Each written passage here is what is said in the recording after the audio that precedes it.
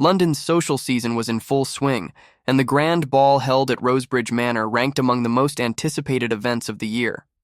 Aristocratic families arrived in processions of gleaming carriages, spilling into the vestibule a flood of young women dressed in silk, taffeta, and precious lace, accompanied by attentive mothers and watchful aunts.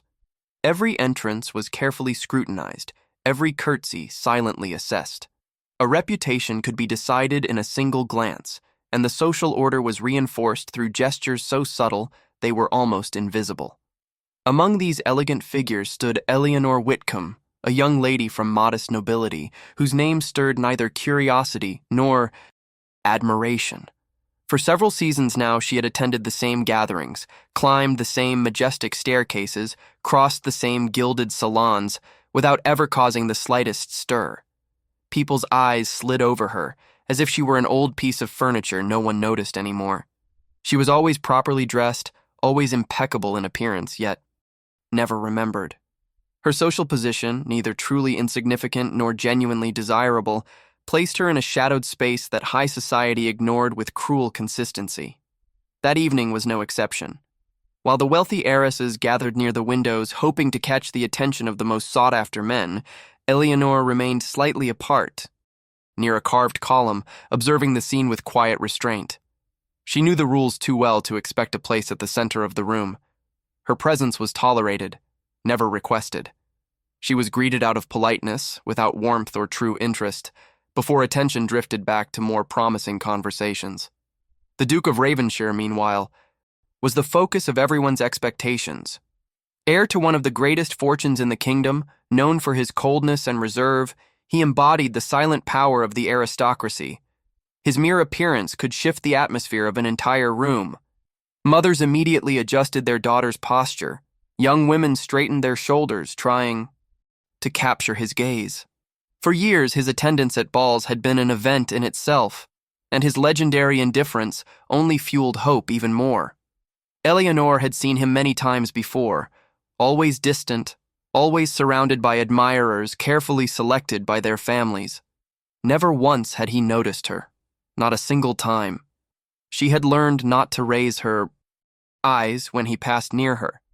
His indifference had become an unquestioned certainty, almost an immutable rule. In time, she convinced herself that her existence had no impact within the rigid universe of high society. Yet tonight, the atmosphere felt slightly different. The musicians at the far end of the salon played with unusual solemnity, as if the evening carried uncommon importance. The chandeliers cast a softer light, flattering the muted expressions of the guests. Murmurs circulated, important decisions approaching, alliances under discussion, families ready to seal advantageous agreements. Éléonore, loyal to her habits, stayed on the sidelines. She watched the crowd move, noting calculated smiles, insistent glances, and subtly strategic gestures.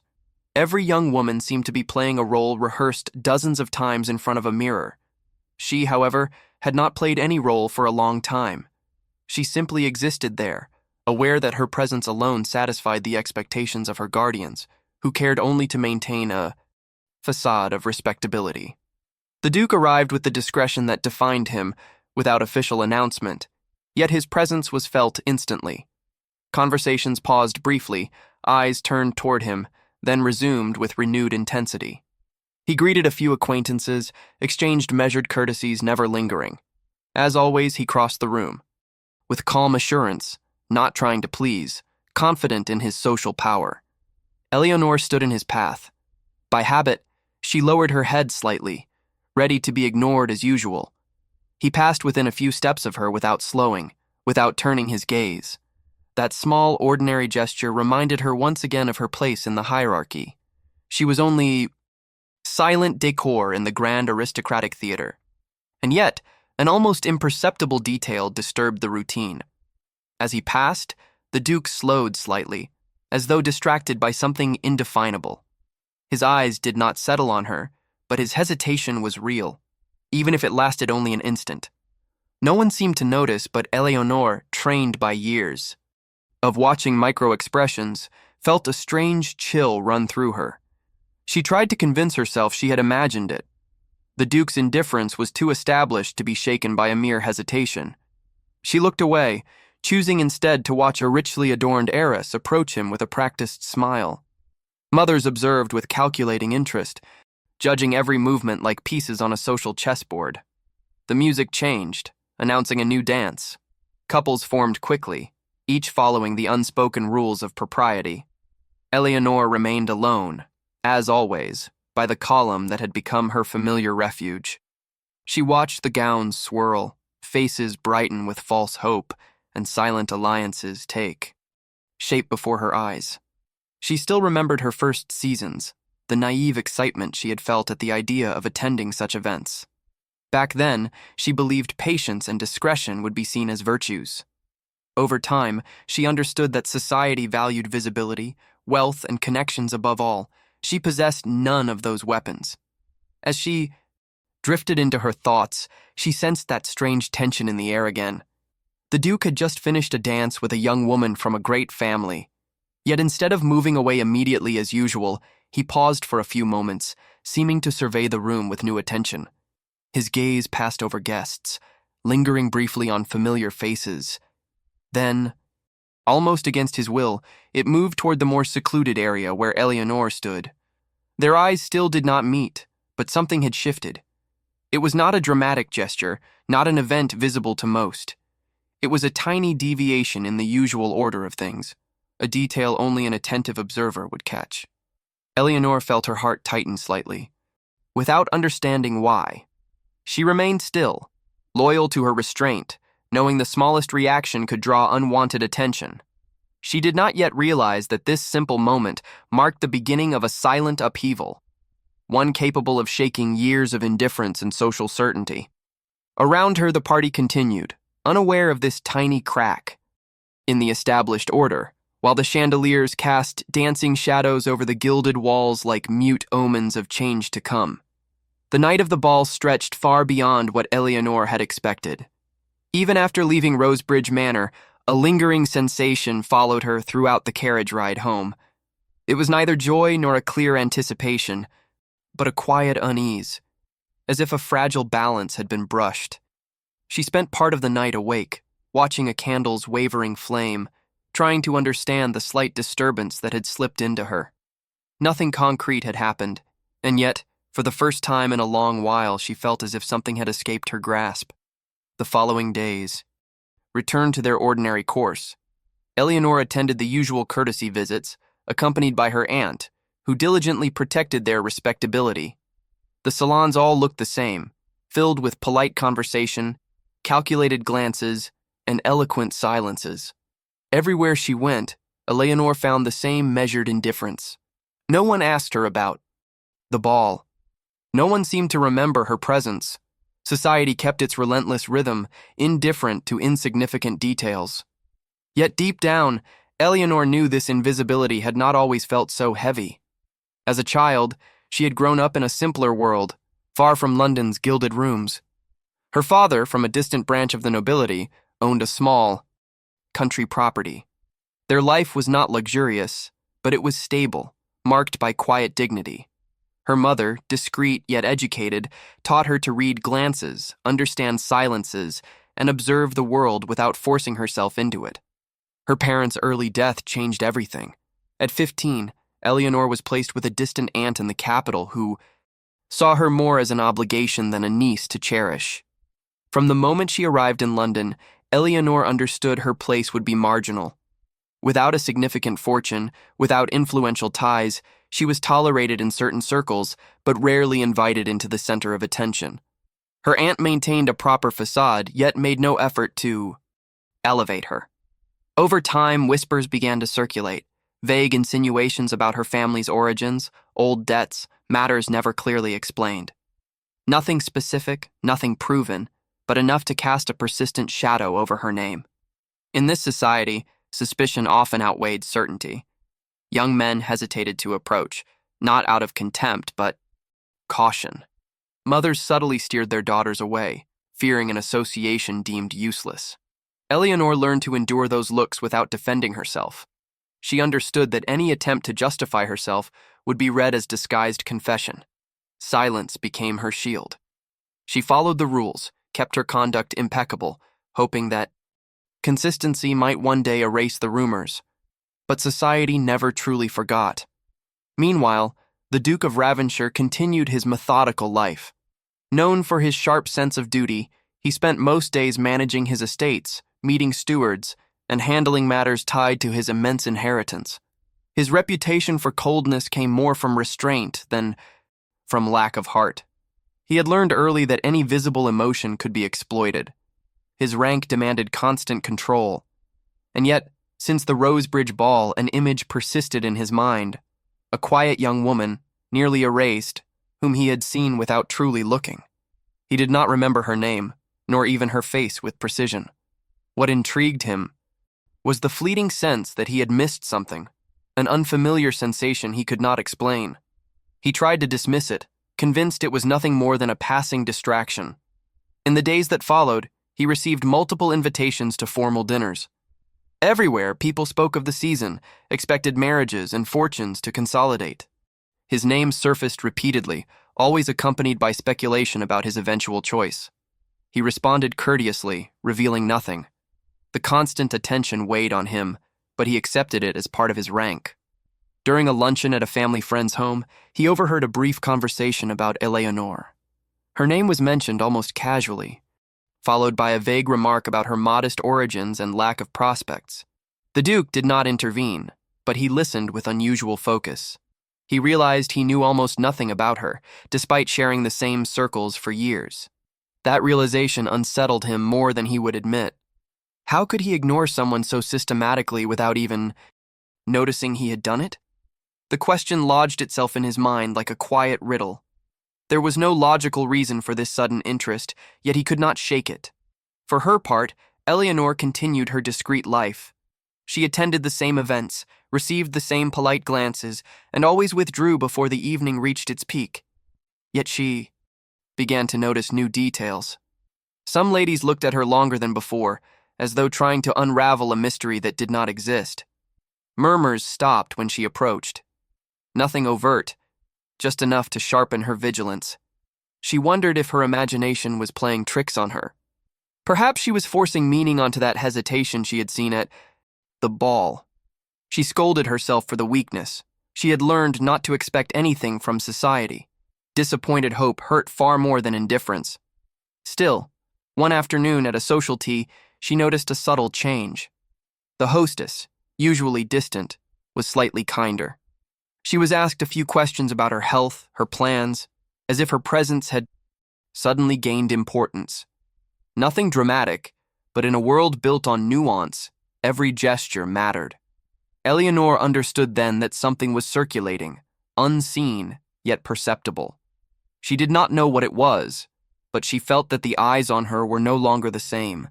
Some carried a new curiosity, others a sharper suspicion. She found herself at the center of an attention she had never known.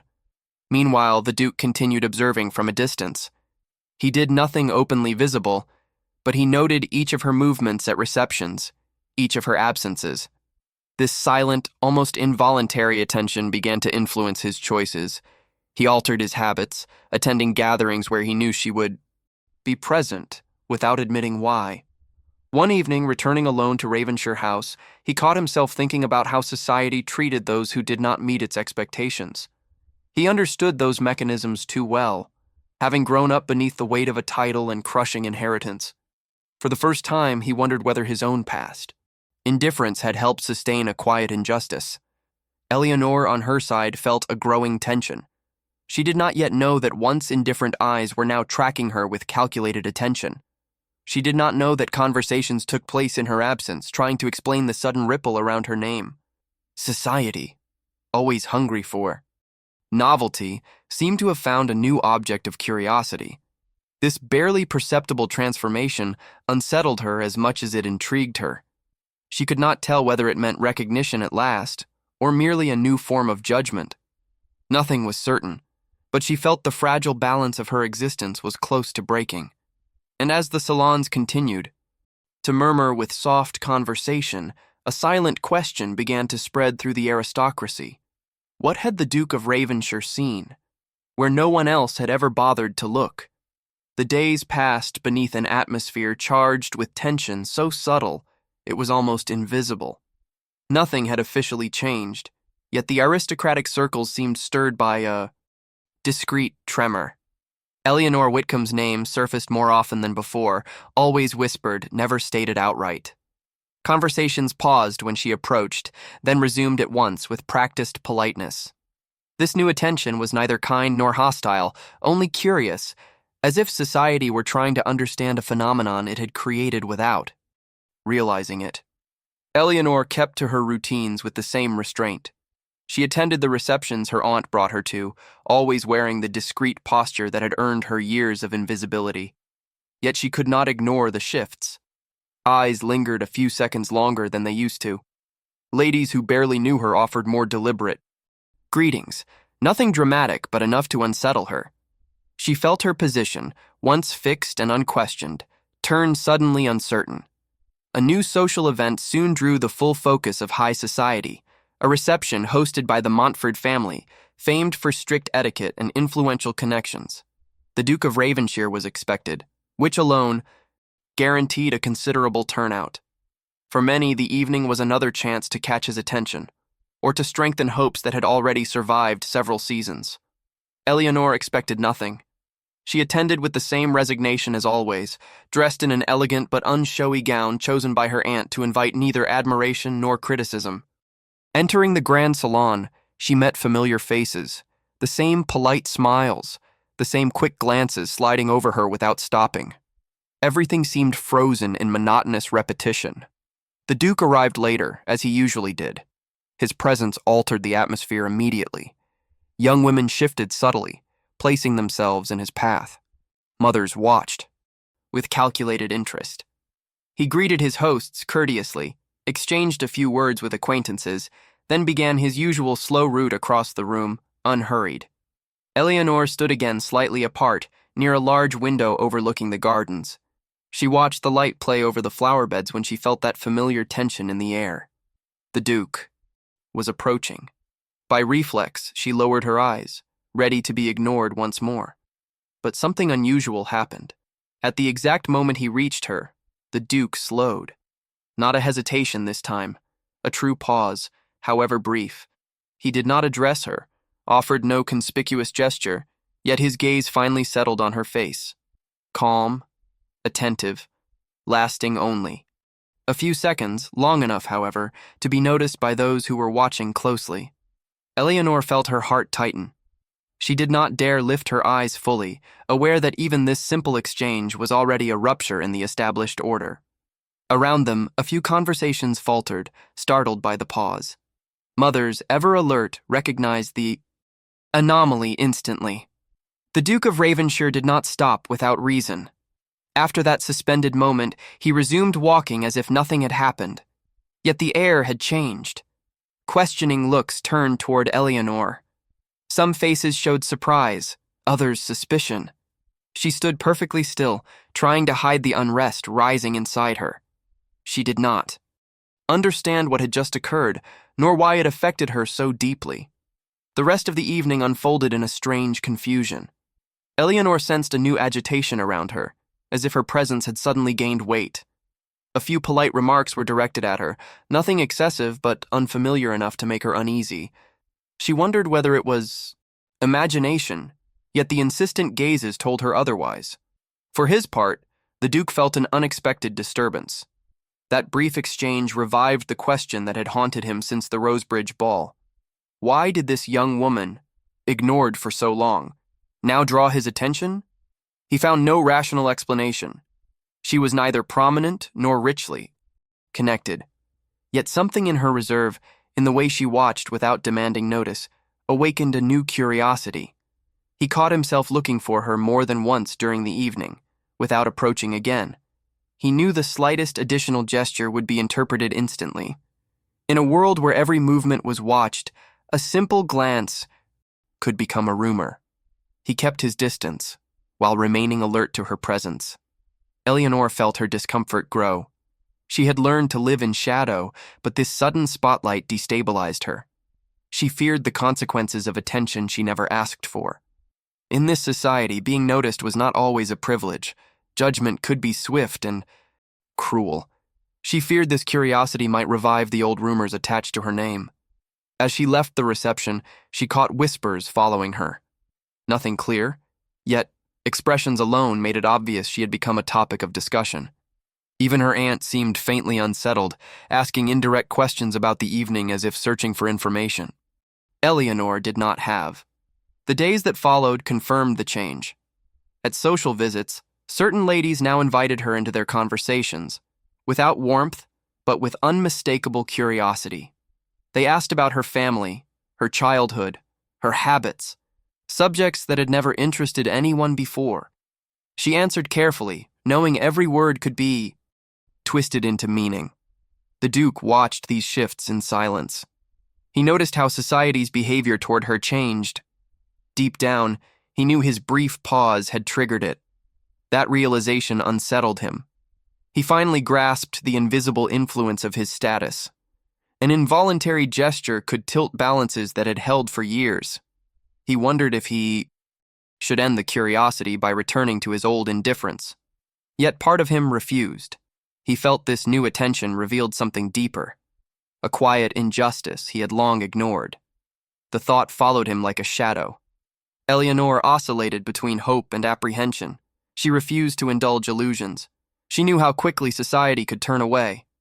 Still, she could not deny that the Duke's gaze had shaken something inside her. Not romance, but a new awareness. She existed at last in the eyes of someone who mattered. That inner revelation forced her to reconsider her own place. She questioned the choices she had made, the invisibility she had accepted as fate. For the first time, she wondered whether she should keep fading into the background or quietly, deliberately, allow herself to be seen. Society, always hungry for novelty, watched with growing interest. Some wondered what had drawn the Duke's attention. Others were already interpreting his intentions, trying to anticipate his next decision. Speculation spread, fed by that single gesture that had broken a routine maintained for seasons. And while the salons hummed with soft rumors, one certainty began to take shape. The Duke of Ravenshire's indifference was no longer as absolute as it once had been. That shift, however discreet, hinted at consequences no one could yet measure, though everyone sensed their silent weight.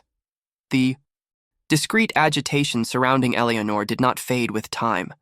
On the contrary, it intensified, fed by the fertile imagination of London's salons. Her smallest appearances provoked attentive stares and restrained murmurs, as if everyone were trying to solve a mystery that might exist only in their own minds. She remained the same, reserved, cautious, fully aware that this new visibility could turn into harsh judgment at any moment. One afternoon, while accompanying her aunt to visit a distant cousin, an apparently minor incident occurred. In a drawing room with heavy curtains and embroidered chairs, the conversation turned to old inheritances, extinct lines, obsolete titles, estates, sold to settle ancient debts. Éléonore listened absently, accustomed to discussions that endlessly reinforced the importance of blood and property. Then a name was spoken, a name that made her flinch inwardly. It was her father's, mentioned as an outlying relation of a once influential family. The ladies did not recall every detail, but one remarked that he had once been considered a possible secondary heir to a small property now absorbed into the Duke of Ravenshire's lands. The comment, offered casually, produced a faint discomfort in the room. Éléonore stayed silent, faithful to her restraint, yet the unexpected revelation unsettled her thoughts. She knew almost nothing of such past matters. Her father had rarely spoken of history, preferring a simpler, dignified life. She suddenly realized parts of her family story had been deliberately hidden, perhaps to protect her. In the days that followed, the information would not release her. She wondered whether this distant connection to the Duke's family might partly explain his sudden attention. The idea felt unreal, yet she knew that in this society, even the faintest blood tie could shift public perception. Meanwhile, the Duke of Ravenshire began gathering fragments about Éléonore. Without admitting it openly, he instructed one of his stewards to consult old records regarding family properties. He vaguely remembered a distant relation long dead whose succession had caused discussion at the time. Nothing important, or so he had believed, until curiosity pushed him deeper. The documents revealed a partial truth. Éléonore's father had indeed been a distant cousin, once considered as a secondary heir. Circumstances, vague, tied to disputed financial choices, had led to that branch's quiet exclusion. Nothing scandalous, yet enough to justify a long, silent distancing. The Duke understood then that the young woman he had ignored for so long belonged indirectly to his own world. The discovery unsettled him more than he expected. He felt surprise and a quiet guilt. Had he, without realizing it, helped maintain that social distance, ignoring someone who carried a fragment of his own family history? He saw more clearly how aristocratic society often rested on unspoken exclusions, never declared, always obeyed. Meanwhile, the news began to travel as it always did, as murmurs. Some ladies now spoke of Éléonore as a distant relation of the Duke, without knowing exactly what the tie was. The rumor alone reshaped her image.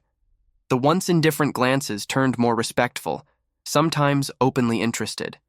Society, always eager to revise its judgments, seemed ready to grant her a late consideration. Éléonore felt the shift with increasing unease. She feared the attention rested on fragile ground, ready to collapse at the first contradiction. She did not want to become an object of curiosity, much less a subject of speculation. Yet she could not deny the new recognition stirred something unexpected in her, an emotion close to quiet relief. At a reception hosted by the Pembrokes, the evolution became striking. She was invited to sit near the most respected ladies. She was questioned about her family with new interest. Some subtly tried to confirm the rumor of her link to the Duke.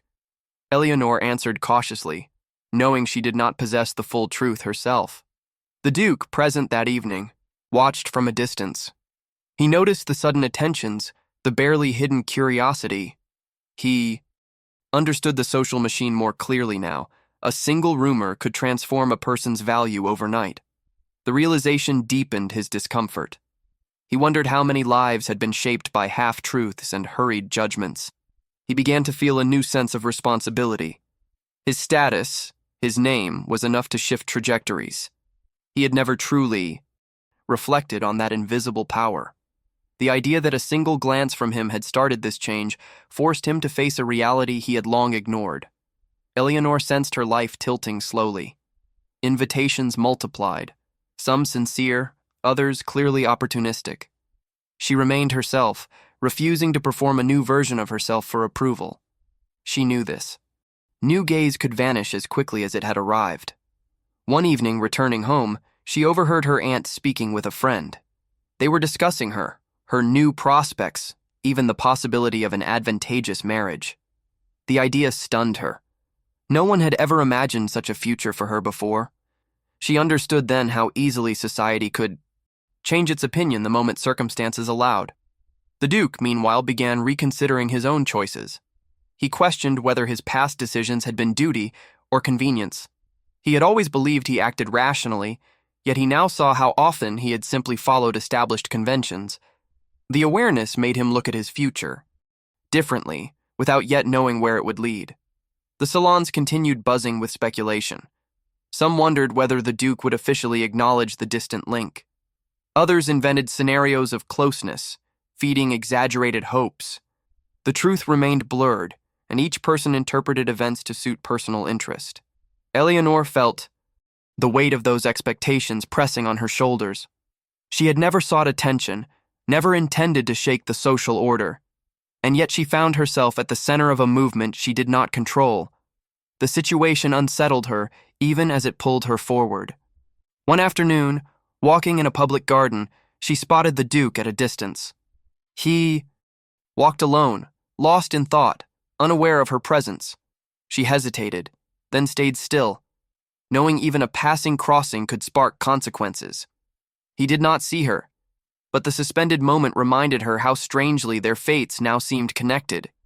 She understood then that this secret, however incomplete, had already begun transforming both their lives.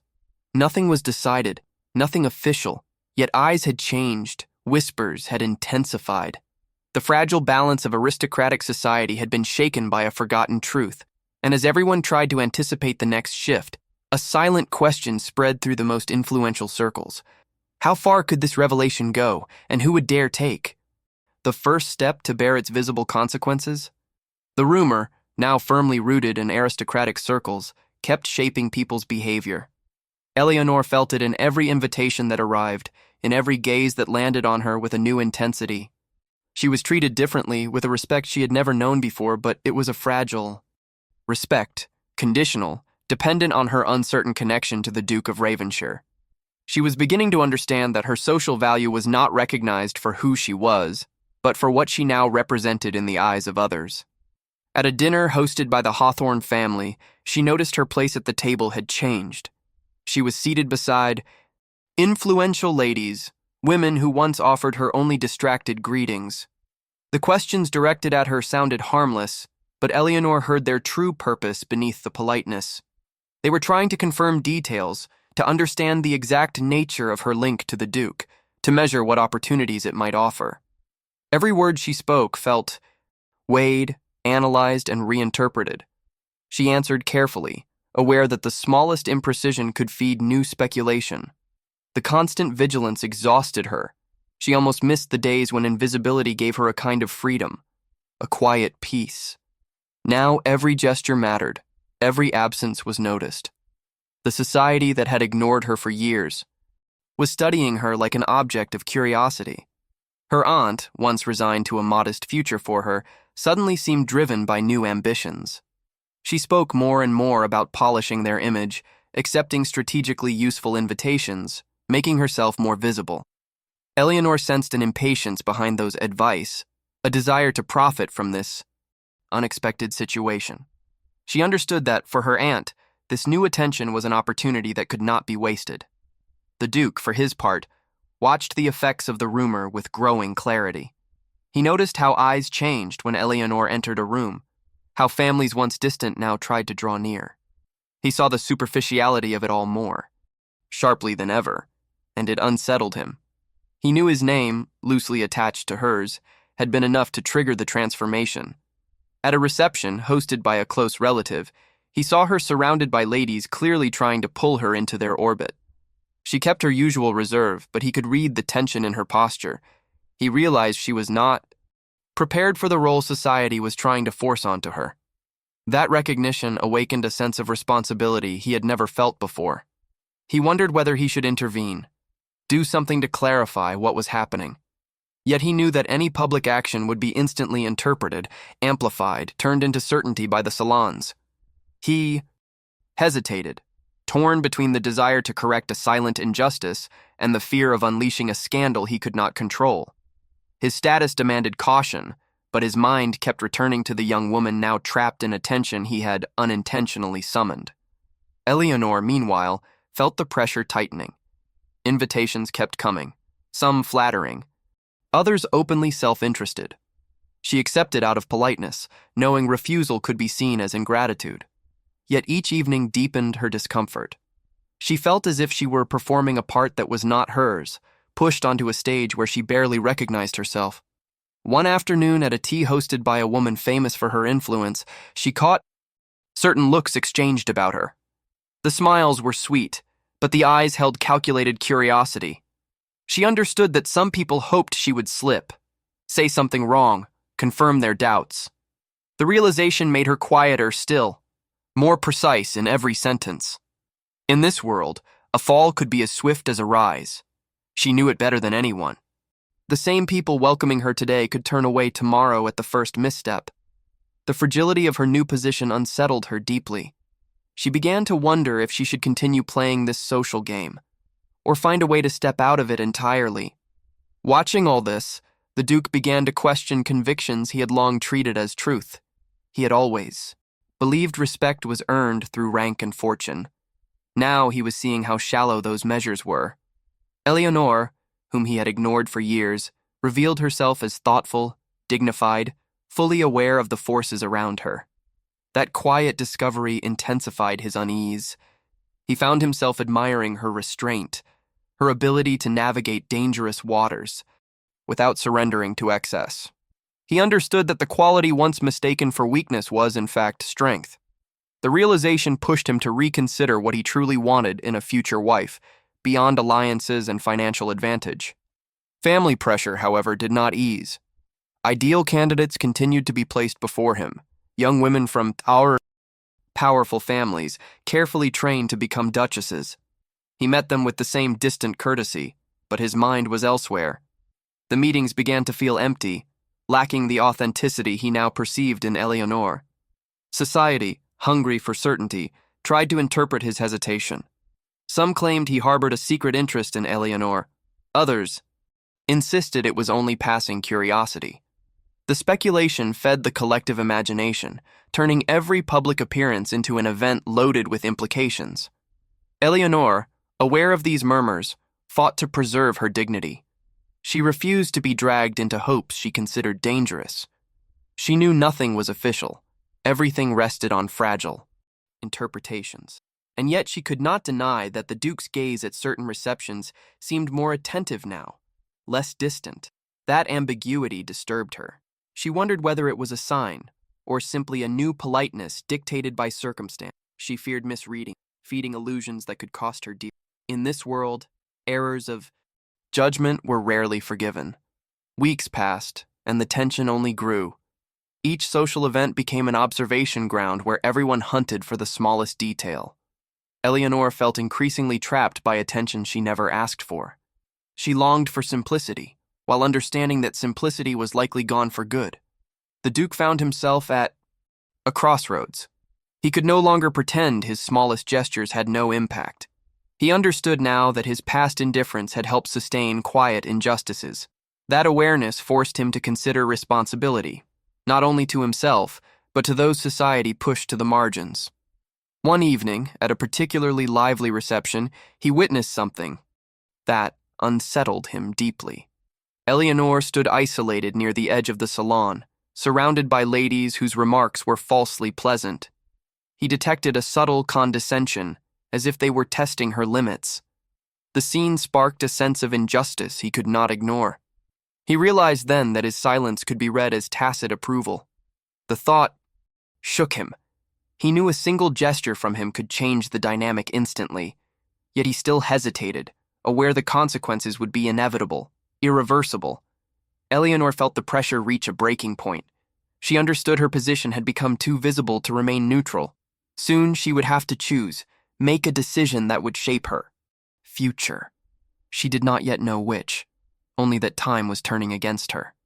As the evening neared its end, she caught the Duke's eyes from across the room. His gaze, charged with a new intensity, seemed to hold a silent question. She looked away, unsettled, knowing that even this exchange could signal a decisive shift. And as the guests slowly left the salon, each carrying their own interpretation, one certainty settled in. The fragile balance of the season was approaching rupture, and no one yet knew who would dare make the first visible move.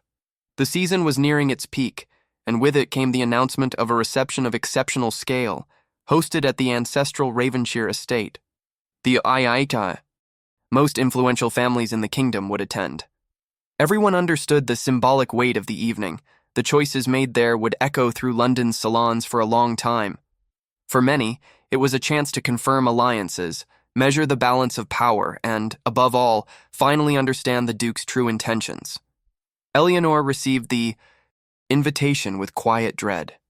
The Ravenshire seal pressed into the parchment felt heavier than any other she had received. She knew her presence would be scrutinized with unbearable attention.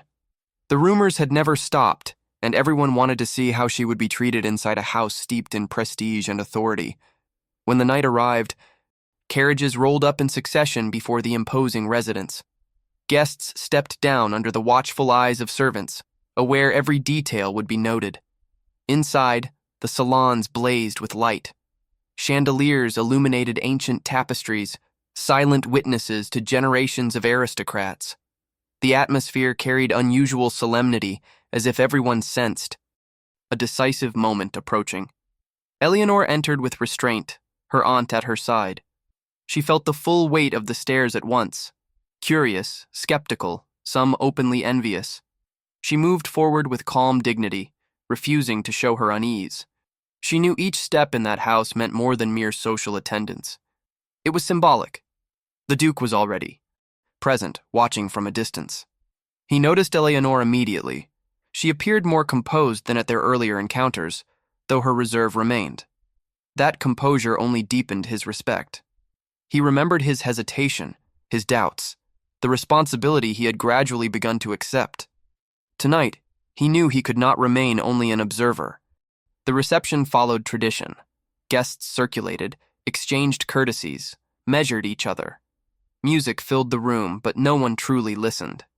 All waited for a sign, a gesture, a clue, that would finally expose the truth behind weeks of murmurs. Several influential ladies approached Éléonore warmer than ever before. They asked after her health, and her plans with an interest that no longer felt entirely fake. She answered politely, conscious that their attention depended on the Duke's attitude. Behind every smile, she sensed an unspoken expectation, a hunger for confirmation. The Duke felt his inner tension tighten. He knew that doing nothing would only fuel speculation. His mind kept returning to the earlier scene where Éléonore had been subtly humiliated by condescending remarks. He understood now that his silence had given those behaviors room to flourish. The thought had become unbearable. When the music shifted to announce an important dance, he felt the moment arrive. Society expected him to select one of the carefully groomed heiresses prepared to become duchess. They were all there, strategically placed, ready. Their mothers watched with shining hope. Instead of moving toward any of them, the Duke crossed the room in an unexpected direction. Each step seemed to slow time. Conversations began to fall away. Guests realized something unusual was unfolding. Silence gathered, heavy with tension. Éléonore, absorbed in her own thoughts, did not notice at first. Only when she felt the sudden stillness did she lift her eyes. She saw him approaching, grave, determined. Her heart raced, not with hope, but with fear of what this could set in motion. He stopped before her. The gesture, simple, struck the room like a silent clap of thunder. All eyes converged on them. Mothers held their breath. Young women felt their hopes buckle. The entire society seemed suspended in that instant. Without speaking, the Duke offered his hand, a restrained, respectful gesture. He did not seek to provoke, only to claim a choice he had weighed carefully. That small movement was enough to shake the established order. Éléonore hesitated for a fraction of a second, knowing that accepting, however discreetly, would change her life's trajectory. Then she placed her hand in his. The contact, barely visible, unleashed a wave of muffled murmurs. Some guests already looked away, unable to accept what they were witnessing. Others stared with fascination, aware they were watching something historic. The dance began, and they moved into the center of the room. No words were exchanged, yet their posture spoke of calm resolve. Éléonore felt the crushing weight of stares, but she refused to lower her gaze. For the first time, she moved without trying to disappear. She understood. This gesture did not mean mere favor, it was public recognition. The Duke felt an unexpected calm settle over him. He knew the consequences would be immense. His family, his allies, society itself would react. Yet he felt no regret. For once, he was acting according to conscience rather than expectation. Around them, reactions split. Some ladies wore barely concealed indignation. Others hid disappointment behind polite smiles. Mothers traded sharp, calculating looks, already revising strategies. The social hierarchy had been shaken by a single act. Éléonore realized then that the attention around her was no longer founded on a fragile rumor, but on something visible, undeniable. She felt a mix of emotion and responsibility. She knew this recognition did not define her entirely, yet she could not deny its weight. For the first time, she felt respected, not for what she represented, but for what she had become. After the dance, they separated with the same restraint. No spectacle, no declaration, yet the room had understood the message. Murmurs surged back, sharper than ever. Some saw provocation, others predicted scandal. But no one dared criticize the Duke openly. His rank shielded him from direct challenge. Éléonore soon felt eyes upon her that were different now, more careful, sometimes even admiring. The same people who once treated her with indifference now measured every word they addressed to her. She understood her position had changed permanently. The Duke, watching the reactions, felt both satisfaction and gravity. He knew the gesture would not be consequence-free. His family would intervene, demanding explanations. The discussions would be long, likely tense, yet he felt ready to face them. As the evening ended and guests began leaving the manor, the air remained charged with conflicting emotions. Each guest carried away a personal interpretation. Some were already imagining marriages, others predicting conflict. Éléonore, stepping into her carriage, felt the weight of the night settle onto her shoulders. She understood her life had shifted. She did not know what came next, only that nothing would return to what it had been. She could not retreat into shadow anymore, even if part of her still craved quiet. The Duke, alone for a moment in the nearly empty salon, watched as chandeliers were extinguished one by one. He knew he had crossed an invisible line, opened a door he could not close again. Yet he felt no fear, only a strange determination. Aristocratic society, true to itself, was already preparing to react, judge, speculate. But for the first time in a long while, the Duke of Ravenshire had chosen not to submit entirely to its silent demands. And Éléonore, once invisible, now stood at the heart of a game she had never wanted to play. As the lights dimmed throughout the manor, one quiet certainty settled over everyone. The Duke's decision had opened a crack in the established order, and no one could yet predict how far that fracture would reshape every fate in its path.